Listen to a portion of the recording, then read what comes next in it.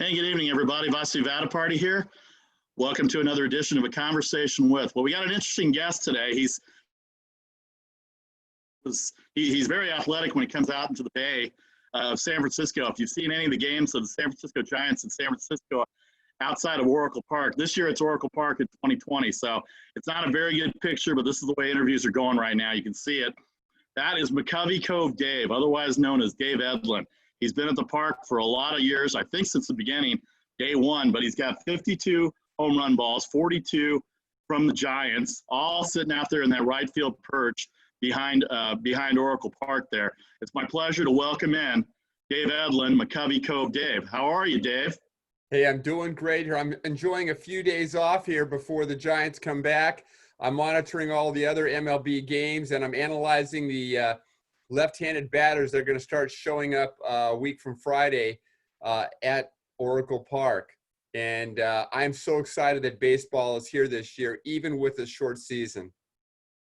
So you've been a longtime baseball fan, Dave, and we've known each other for, I want to say about 4 years we've known each other since I happened to walk by the Cove. And then you happened to yell at me from behind the Cove, and I think we found out we were neighbors, so we're not that far away, about a mile and a half from each other. I'm in the Bay Area, for those that don't know, and Dave, I think you said you live in Los Gatos, is that right? Yes. Okay, so for our Facebook Live people, we have Facebook Live going on, and as I turn the volume down, got two people already on there. Janine Trot Alcastro, thanks for watching. If you got any questions on Facebook Live, Dave has been a longtime resident of McCovey Cove, and if you see him, he's paddled faster than anybody else out there. So 52 home run balls. He's perched out in right field. Have you been there since day one, since the park opened, Dave? Well, you know, I had a career in high tech, and basically my first game was October 5th of 2001. I was watching the Giants games, my first game in a Kayak. It was really their second season, and I really became a regular as far as going out to the Cove in 2005. So it's been about 15 years of going to half the games at the park. And I use math to try to figure out which days a home run are going to be hit. So historically, I've been to 80% of the Giants splash hits, even though I've gone to 50% of the games using math. So your mathematical skills, I think we should let people in on what you did as a profession, because you have a mathematical background. If I remember right, you were in finance or accounting. Yeah, so I manage all of Hewlett Packard Company's U.S. investments, and I did all of their hedging for interest rate, and I managed foreign exchange, and basically using statistics and math, I learned to hedge things. So I use my same statistics and math skills to try to figure out the probability of certain things happening. And it really applies to McCovey Cove. Things like wind, air temperature, where the ball's going to land, who's going to hit it. Also the pitcher, whether it's a righty or lefty, it controls it. I look at all those variables, and it keeps on increasing my odds. And so far, I have over 70% of the home runs when I'm there, even if there are 30 or 40 kayaks. This is a conversation with McCovey Cove Dave Edlund. I'm Vasu Vatapati. I'm going to give a little prop to my other show. You know who else does numbers like that and who else does projections or make this thing down in terms of the numbers? So your financial background, your accounting background. What did you do before you got into the business world? Where'd you go to school? Where'd you grow up? And you were in the service also, by the way, right? So I grew up here in the Bay Area. I grew up in the Oakland Hills where I am right now. And I started following baseball in 1963. And my mom had come from the East Coast, and she knew the New York Giants. And when the San Francisco Giants came in here in 58, she couldn't be happier. And at 1963, I started following box scores every day. It was my favorite sport. I played it as an outfielder. As I grew up, I went to UC Berkeley and studied economics. And then I got a master's in business in finance at UCLA. So I've lived in both parts of California. I did a 20-year career with Hewlett Packard, managing their investments. And I retired early at 45. And one of my goals that I told my colleagues was, when I leave HP, I'm going to go catch home run, a splash hit home run. And they knew I would. And here you are, 17, 15 years later, here you are out there. Now you've got your own kayak out there. What's the process for you to set up going out to right field behind the stadium there? You're there at least an hour before. I've seen you about an hour, maybe an hour and a half before. How do you plant your location? How do you get going? I know you said you looked at the game charts and you looked at the pitchers and you looked at the wind. It's different. We all know it's different inside the park when it's daytime and nighttime. How is it for you, daytime and nighttime, Dave? So one of my other hobbies is diving in the ocean. So I'm used to being very cold, and McCovey Cove at night is a very cold place. I know that mathematically a day game is liable to have a splash hit 4 times as much as four night games. So you want to be very careful about going to night games. You want to go to all the day games to catch a splash hit, and you want to go to the night games where the weather is above average and where there's lefty hitters in the lineup. Lefty hitters hit right-handed pitchers deeper and more often to right field than left-handed pitchers. So I want right-handed pitchers against the Giants. And those are the games I focus. Also, if the temperature gets up to 70 degrees, I'll always be at that game in San Francisco. And the nice thing about it is that there's no cost to McCovey Cove. It's just your time and a drive. It is the ultimate cheap seats.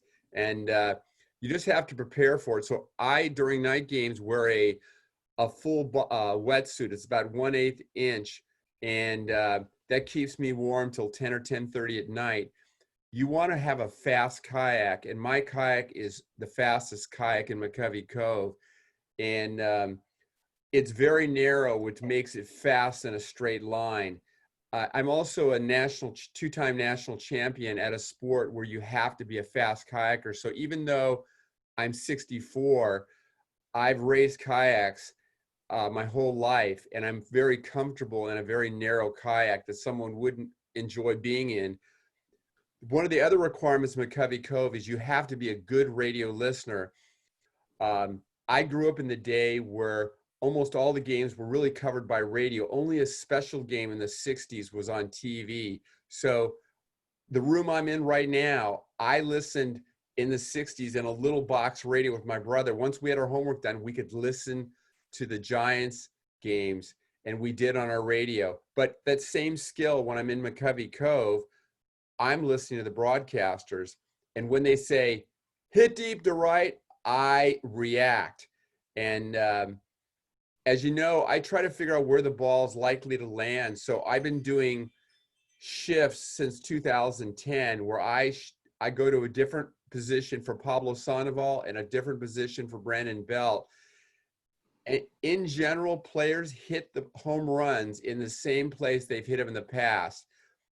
Some players, as we know, can hit them to all fields. Some people have a very narrow range. So I prepare for those people that have a very narrow range. And most of the time, the ball comes to me. But if you notice, when I got these 2 Yastrzemski home runs last week that he hit out in McCovey Cove, that was last Monday, right? That was a leadoff home run for Mike. And then Yastrzemski hit the game-winning home run in the bottom of the 9th when they were down 6-2. And then you guys came up. They came back and tied it up. And then in the bottom of the 9th, he let off with a home run. I can still hear Kite calling it on TV. They were great calls, both the TV and the radio calls. John Miller did a fantastic radio call. But what happened is, if you look at my positioning, I was also positioned against my competition. I knew the balls most likely would come towards the foul line. They came very, very close to the foul line. But my big competition was about 90. He was about 90 feet off the foul line. So I positioned myself maybe 10 feet on the foul side of him, which gave me 80 feet of territory, the prime territory that I own for those 2 home runs. And so sometimes you got to look at your competition. So I look at a bunch of variables to decide what I need. There's no food in McCovey Cove, so when you come out there, you have to be very self-reliant. I'm eating nuts and yogurt and carrots. The one thing is there's no bathrooms in McCovey Cove, so you have to be able to really hold it, and I do. And the other thing is let's see, you have to make sure if you're going to jump in the water, I've jumped in for 8 home runs, that your equipment is dry. So my cell phone, that cell phone will always be in a dry box when I jump in. So, and sometimes people don't know what those floating items around my kayak, but what they are things like my phone in a floating dry box that I recovered. The only thing I lose when I jump into McCovey Cove, it's the radio. So I've got a radio here, a dead one that I just replaced. I got 3 more new radios on Amazon for 20 bucks. I'm back in action. Wow, Dave, that's very interesting because you take all the science into it, and you've got a lot of people out there. With some of these Saturdays and Sunday afternoons, you get all the people that are out there kind of relaxing and coming into the cove, and they're kind of taking up your spot. Now, what kind of kayak do you have? Did you aerodynamically create your kayak, or after you bought it, or after you made it? What kind of kayak is it, or anybody you want to plug? So I'm sponsored by Epic Kayak, and Epic Kayak is known for fast kayaks. I'm actually using one of their durable models that has plastic, because I've been kayaking underneath the piers to cut and save time as I go to the game. Next year, I'm going to take 10 pounds off my kayak, which is a big deal. I'll go from 45-pound kayak to 35-pound kayak. Wow. And hopefully that will fight my age. I don't think you have any problem with that. I've seen enough games out there, both on TV and from watching you live, that you get there faster than anybody else. Now let's take this, how this started. Now you've developed kind of a fraternity with other stadiums and other people I see on your Facebook page. You have a Facebook group, or you have a group of people in different stadiums that are home run ball chasers like yourself? Yes. So what they call people that chase home runs is ball hawks. And there's a fraternity of ball hawks at most MLB parks. In fact, at every MLB. So I'm actually in constant talk through text and chat with all these ball hawks. The guy that caught 15 Dodger home runs last year, Keith Hupp, I'm talking to him. I'm talking to Zach Hampel, who's basically making a 30-park tour in a typical year. And we kind of reciprocate that. Like when a ball hawk wants to go to AT&T, I loan him a kayak. I don't tell him all my tricks, but I share some items with them. I give them a chance. I have a blue kayak for my Dodger friends. I let them use the blue one. And for all the Giants fans up here, you let Dodger fans kayaks to go after the balls also? Well, they've never got a home run against us, so the odds of them getting one is pretty low. That's funny. I'm Vasi Vadaparty. This is David Edlund, a conversation with McCovey Cove Dave right here on Facebook Live. Just want to acknowledge some people here. Scott Marsh, Joyce Cusick, Joel Brand, Kevin Temple, David Griffith, Gary Lum, Kate Bell, all watching with us right now. And this will be available to download as well too on our website, and I'll post that on Facebook as well too. So 15 years of doing this. So you became a Giants fan in 1963. Who was your favorite player growing up, and have you been a Giants fan your whole life? And this is because of your mom. Why don't you talk about your mom a little bit and how you became a Giants fan? So my mom basically was brought up 40 miles outside New York City, and she was a fan of the New York Giants. They moved out here in 1958, and when I really got interested in baseball was 1963, and it was the year in the summer that the three Alou brothers played in the same outfield as the Giants, and Mom said that was special. And at that point in time, I started following the Giants box scores every day like young baseball kids did, and I looked at top 10 batting averages. I went to my first Giants game actually in 1967, and we were sitting in the bleachers, and it was a doubleheader against the Braves, and I saw both Willie Mays and Hank Aaron hit balls into the bleachers. Now, I didn't know what to do, but I knew at the end of the game that I wish I was chasing those balls, but I didn't make the move in it, but the seed was planted that I wanted to chase a home run. And I got busy in my career, doing all the long hours you do in high tech, but I had a dream of basically coming back and being in McCovey Cove with a kayak. And once I took early retirement, that set up my opportunity to do it. And I started, my first game was October 5th of 2001. It was the night that Barry Bonds hit 71 and 72 individual home runs for that season. Well, let me And interrupt that, you there. Let me interrupt you there. So you've got all this data on how many balls you've gotten, both from the Giants and the opposing teams, and all that. So how many home run balls of Barry Bonds have you got? You have that number? no, what's interesting is I really came in at the tail end of the Barry Bonds era. I have 42 McCovey Cove home runs and 0 are Barry Bonds. It's because most of the home runs he hit were from 2000 to 2004 when I was still working. So when I first caught my first home run, that was Randy Wynn's splash at 39. And at that point, Barry had hit most of his home runs. And I was there I've only missed 59 home runs have been hit in McCovey Cove since I've been there. I've only missed 17, but one of the 17 I missed was a Barry Bonds home run. I was playing the highly probable spot, and then he hit it down the line, and my buddy got it. It was 738, and I was very happy for him. So I did have an opportunity after Barry retired to get a splash hit from it. As you might not know, I work at golf courses. I basically dive for a living. I basically recover golf balls at golf courses all around California by diving underwater. And there was a celebrity tournament and Barry Bonds had played, and someone said, hey, Barry did hit one of that big lake there, you know? And so I went in, I found about 3,000 balls, and they had put the names of every player that were put on each ball. And finally, I found the Barry Bonds ball. So sometimes when people say, well, do you have a Barry Bonds ball? I go, yeah, I got You one. have a golf ball. Yeah, you got a golf ball. So your mom, so you became a Giants fan because of your mom, and you've been Yes. following the Giants ever since. Let me ask you this as a longtime fan, because we've been talking about this. This year's obviously been a tough year with the pandemic. Hopefully, by the way, hopefully you and your family are doing okay and you survived the pandemic. So obviously, best wishes for that, because we're all going through a tough time right now. Even I am too, not traveling Yes. as much as I did before.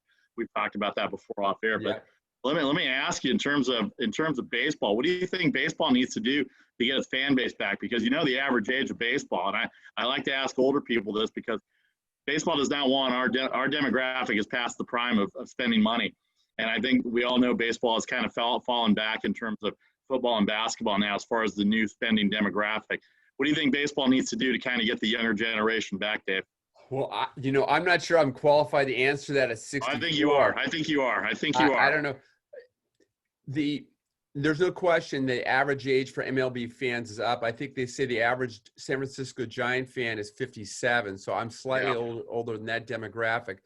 I know that the football and basketball and are taking market share away from baseball. Baseball needs to be more exciting, I believe, and I don't know how to do that, but it needs to be more exciting. I know they've tried doing different things, shortening the game. I'm actually a new school person, so some people don't want any rules change on baseball. I'm more open-minded. I actually believe that if baseball is going to grow, they have to make changes, and they can't do things like they've done in the past. So, for instance, I think designated hitting makes the game more interesting and exciting. I do know that younger people want more excitement, and they're interested in home runs and things of that nature. So I am excited about things like the designated hitter change. I think that will appeal to a younger crowd, but it's a complex situation. It's a very long game. You know, most of these other sports have shorter games, and I think that is a positive for those sports. Basketball is a 2-hour game, and I think that fits young people better. But maybe we need to make the game shorter. Heaven forbid. Maybe we need to. It's got to have less downtime. So I don't like even though strategically it makes sense to have a lot of pitchers. The more pitcher changes you have, the slower the game is. I'm a big proponent of having a pitching clock. I feel like when I grew up, pitchers pitched. but over my 50 years of watching, the amount of time between pitches is increased dramatically. I bet you it's twice the time. I'd like to see that shortened. So that'd be my thought. Well, I'm with you on all of it. This being 2020 and we're having a shortened season, I'm up for throwing all the new rules and seeing what's sticking. I'm pretty okay with it. We had Ted Robinson on our show last week, and he did 25 years of baseball, and I think he and I were in the same corner. The only thing that I don't like about the new rules is the runner at second base. Major League to start extra innings. I think Major League Baseball, I think these guys are too good to give 2 free bases to a Major League Baseball team. That aside from that, I'm pretty okay with what they're doing. I might even come around on the 7-inning doubleheaders because they don't have doubleheaders anymore. But I think baseball missed the mark on not promoting the players because they're the next generation's age group. And I thought maybe instead of having the cardboard cutouts and canned noise, that they would have these players mic'd, and then they could just edit these so that people could relate to them because they're on Instagram or they're on Facebook. Hey, that's Mike Trout. I can get to him on Instagram. I can get to him on Facebook, and that's how you draw people back. And I think that for the most part, I think that's the case. All right, let me ask you a couple. Go ahead. I'm sorry. Go ahead. I was going to say, I like your idea on social media. So when I'm in McCovey Cove, I have time. So I actually talk to tens of thousands of people on social media. So I would like the players to be available and be visible. And I would like to see baseball really promote the stars and make them exciting, and things that they could do to make the game more exciting, like doing more things on social media would be a plus. No doubt about it. Okay, so let me get you out of here on a couple of these. So what's your favorite home run ball you got that you either had to work for, or one of them that you always wanted to get from somebody, or anything of that nature? I'll just let you kind of extrapolate on what some of your favorite moments were out in McCovey Cove. I've had a lot of exciting moments. I have to say, though, this walk-off home run of last week is in that top 5. It may be number 1 because the home run hit there won the game. It won the game. And I think I told you that I once got a home run. That's the picture I used on Instagram and Facebook to promote our interview with you falling in the water, and it got a lot of play all over the country. I'm not afraid to swim for it, and some of my swims have been my best home runs. I did swim for the Yastrzemski, and that was the 8th home run I've swam for. Last year, I got the big home run that Max Muncy hit off Mad Bum on June 9th of 2019. They had words as Max Muncy ran the bases, and he told Mad Bum, if you don't like it, you can go get it out of the ocean. And that's the shirt I'm wearing right now. Stand up, yeah. McCovey Cove is not enough. Yeah, I remember that very well. Max Muncy hit the And home run. I swam for that ball. You're the only one who swam for it. Madison Bumgarner didn't swim for it. I swam for it. So I was the one who got it out of the ocean. So that was also one of my favorite ones. I like the rivalry we have between us and the Dodgers, and that ball will always be the most special rivalry ball between these two great teams. I caught the 1,000th home run at AT&T Park hit by a Giant, and I'm a planner. So in the offseason, I calculated the Giants had hit 950 home runs, and I verified that with the Giants. And throughout the whole season of 2014, I started counting 951, 952. Well, finally, we got to 999. A few reporters knew it, and I knew it, but nobody in the Cove knew it. And the probability of me getting a home run that night was better than 1 in 20 because 9% of all San Francisco home runs make it to the water, and I get 70%. So 7 times 9, I have a little over 6% chance of getting that 1,000. And Brandon Belt was up, and he hit it out to me and landed right in front of me. He hit it where he normally hits it. And that was kind of an achievement because I've been planning it for months and months. And it was the 1,000th home run, hit into the Cove. I've also caught home runs like the 300th home run by Carlos Beltran, who briefly stayed at the Giants, which I gave back to him. When I'm not in the Cove and the Giants are away, as you know, I go to the Oakland Coliseum. I do know that, yeah. I like to do it, and I've made 10 grabs at the Coliseum the last 3 years, and I caught the catch of the year in 2017 there. Where else have you been? Have you been to other stadiums where you've gone after home run balls or anything of that nature? I'm sure you've traveled around a little bit in your years. Yes. So last year I went to Arizona and I went to Colorado, both great experiences. I'm trying to go to 2 new parks each year, and I'm going to try to go to all 30. Um, one of my goals is eventually to get into the pool area at Arizona Diamondbacks, and when a ball comes in, I want to be jumping in that pool after it. And I also want to go out to Pittsburgh, where I've been once before, and be in the Allegheny River. It's a long shot because That's a long shot. yeah, only maybe one home run every couple years makes it. Although that said, I think a home run bounced into the Allegheny today, is what I've heard. So yeah. Well, there's a lot of home run hitters going out there. So let me ask you this now. They made mention of it on the broadcast. The stadium changed a little bit. The fences have come in. The bullpens are out in center field. And we know the wind patterns there. I think before this year, there have only been maybe less than 20 home runs hit by right-handed hitters to right field. Very few right-handed balls have gone out there. Now this year, Fernando Tatis has already hit one as a right-handed hitter. So yes. The theory is that they've covered up the chain link fence where people used to walk by above where you are in the water to watch the games from there, and that cuts the wind pattern down. So this ballpark, Oracle Park now in 2020, has become a live ballpark. Have you noticed in the games that you've been there that the ball flies a little bit more?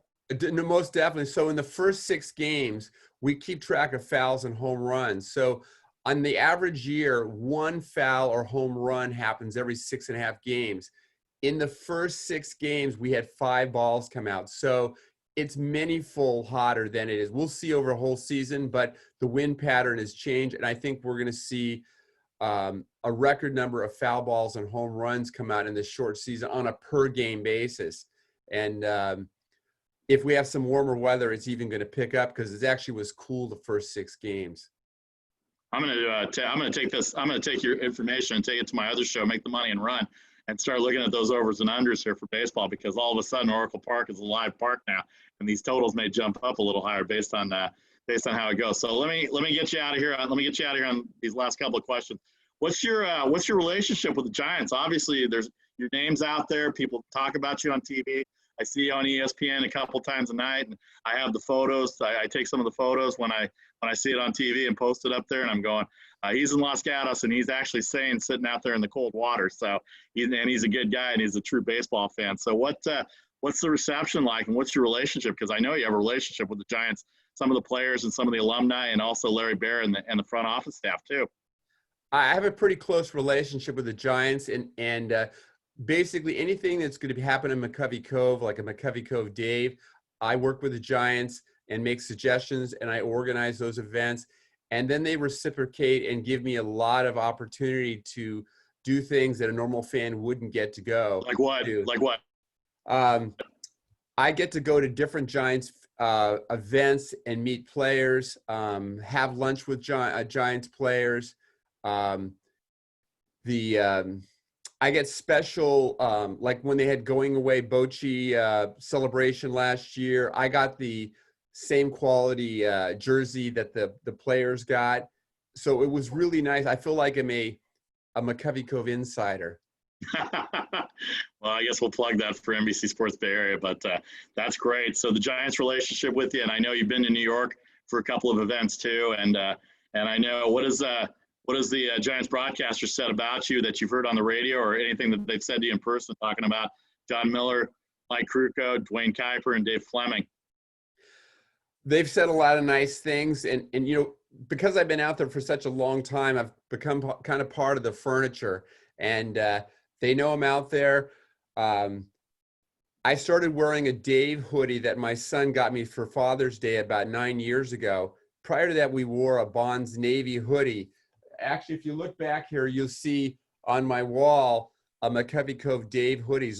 Those were presents from my son, and he said, "Dad, you're going to get to know the Giants and their fans a lot better if they know who you are." So the first time I wore that was when Carlos Beltran hit his 300th home run, and sure enough, 3 times they said, "Dave's got it. Dave's got it." And so I wear those hoodies as I do my normal job, my retirement job and everything. And I met some fantastic baseball fans, and I'm going to keep on wearing those shirts and hoodies as long as my son keeps on giving them to me. Yeah. How long are you going to do this? How long do you want to do this for? So I have a couple crazy goals. I've been to over 500 games, but one of my goals is to reach 1,000 games in the Cove. I'm going to verify, but I believe Mays and McCovey are the only two baseball players to have played 1,000 home games at the park. I aspire to join them in 1,000. I would like to get 100 total home runs. So I have a lot of home run grabbing to go. And there's some unusual home runs I'd like to catch. I would like to catch the first right-handed splash hit. It's never been done by a Giant. We've had a couple bounce in by opponents, but I think with the wind dynamics improving, we're going to get a right-handed splash hit. I want to see new players like Hunter Bishop develop that have left-handed power. I do think that some person will eventually hit more splash hits in the McCovey Cove than Barry Bonds. And maybe Hunter Bishop is going to be that person, and I'm rooting for him. Well, you're a longtime Giants fan for 50 years. What do you think of the team this year? I know it's been kind of tough coming into the year, but they played better than I think most people have thought.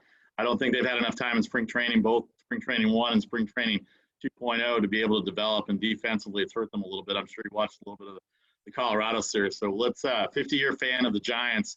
Larry Bear watching right now. Any of the Giants watching right now? Gabe Kapler, my former colleague at Fox. Anything you want to, other than your support, anything you want to give them? I got to say that I really believe in the Giants. I believe the changes that they made the last couple years have been tremendous. When Farhan came in, he took a different approach. I go to a lot of Giants minor league games, particularly in San Jose. And what I've seen just in his first year is we went from being kind of the bottom 10 of Major League Baseball on the quality of our farm system. And I think right now we're probably right in the middle. And if I had to predict, I'd say in the next year or two, we're going to go into the top 10. And that's really all due to Farhan and his team and the support that Larry Bear has given him. I'm really excited. What you see some creative trades that if you take guys like Yastrzemski, we paid nothing for him. Solano, nothing. And so we still have to, develop these people. But I am very excited. I think the future for the Giants is bright. And last year, they definitely outperformed expectations. There's areas they need to work on. Defense, they're not as strong as they should be, but I expect them to get better. So those days of the 3 championships, it must have been very crowded out there in the Cove. Have you had any good stories in terms of having to go after balls? And I'm sure I used to see pictures on the weekends, especially during the winning years, during the championship years, all those boats out there. And I can only imagine how hard it is to maneuver. But I know your kayaking skills and your swimming skills. So it must have been very interesting with some of those other boats out there. I got one NLCS home run that was hit by Angel Pagan in 2012, and that's the only playoffs home run that I've gotten. But it was there were a lot of boats out there, but I try to stay alert. One of the key skills in McCovey Cove is listening to the radio and keeping track of the play and being where the ball is going to be. But on the Angel Pagan ball, what happened is it landed in the stands in right field. It bounced off some fans' hands down to the right fielder, who was Carlos Beltran at the time. The year before, he was a Giant. Right. I had given him his 300th home run, and when the ball landed on the warning track, he threw it over the fence and nearly hit me. He didn't see me, but it was my payback ball. I must have gotten some good karma by giving him his 300th back, so he paid me back with an Angel Pagan NLCS home run. Right. It only left the park because he threw it. But it gets very crowded there. We had 80 kayaks last Sunday, and I actually think against the Oakland A's in the weekend after the next, we're going to have over 100 kayaks when Fox comes on Saturday, and we're going to have even more kayaks on Sunday when the game is right in the middle of the day. I'll have a mask. I'll be doing, social distancing, but it's kind of the only game in town, and so it's going to be very busy. What's it like when people come by? Because I've seen people take photos with you, and I see them taking selfies with you. I think I have one like from 4 years ago, and then we started talking and became friends from there. But it's very interesting second career you've gotten and all the publicity you've gotten out of it. Who was your favorite 50 years of Giants baseball for you, thanks to your mom? Who was your favorite Giant when you were a kid, and and who's your favorite Giant now, or in the last 20 years? My favorite Giant is Willie McCovey. Growing up. And I like Willie McCovey because he was a great left-handed power slugger, which I love. Did you meet him? I'm sure you met him. Yes. In fact, if you can look back on my wall there, he signed my first McCovey Cove hoodie. Very nice. About 5 years ago, I ran into him, and he was kind enough to sign it. So that's going to be in a showcase box in my man cave. And so he was my favorite Giant growing up. And he really represented what I like in baseball players, not only to be great players, but to be great human beings. And he's that one. As far as current Giants, since the park opened, since the new park opened, the last 20 years. Oh, yes. Yes. So Hunter Pence. Yeah. So now, usually what happens when a player comes and they were not brought up in the organization, it's harder to basically get love. But when he came on in 2012, he was good to fans. People wanted to root for him. He was inspirational. And I'm a big Hunter Pence fan, and I wish he had a better start. He only has one hit so far this year. He's struggling, but he's done a lot for the Giants. And I think he played a big role in 2012 and 2014, us winning. Great. Well, I can't thank you enough. It's been a great conversation with you. You're part of the family with the Giants organization. I know they treat you very well. And I like when I get a chance to come out there and see you and we get a chance to talk. Let's actually have a talk somewhere down in the South Bay when we're not near water. But my favorite parks are always near water. And you are a credit to the organization, and they do treat you well. And I know a lot of people recognize you and always watch you on TV. I've had people that I've sat with that go, "Oh, there's that guy in the kayak." I go, "Yeah, that's Dave. He's a good guy. He's as good a guy as he is a swimmer and a kayaker." And that's a credit to your mom. So I really appreciate you coming on, Dave. Good luck in getting those home run balls this year. I don't know what kind of competition you're going to have this year, since that's the only way you're going to be able to get to a game as opposed to coming inside the park. But I'll look forward to seeing you. I'm not sure I'll be able to see you this year, but we'll get a chance to catch up. Give me a call anytime. Send me a text. Stay on Facebook, and if I ever need those science charts, I'll get to you, okay? Sounds good. Thanks, Vasu. Dave Edlund, everybody. McCovey Cove Dave in right field behind Oracle Park. You can see him in his kayak, and you can see him going after those balls with vigor, just like a Giants outfielder would, going to the gap and chasing down the ball. Dave, thanks very much. We'll talk to you soon. Thank you. Good night, everybody. I'm Vasu Vadaparty. Thanks to everybody on Facebook Live. This will be downloaded onto my Facebook page, and we'll have that out. Reminder, a conversation with Vasu Vadaparty and Dave Edlund will be downloaded. Don't forget my other show, Make the Money and Run. We go live at 2 Eastern, 11 o'clock West Coast for a special time on Friday tomorrow. So join in at that time, and we'll see you there. Again, thanks to Dave Edlund, McCovey Cove Dave, and we will see you later. Take care, everybody. Have a good evening.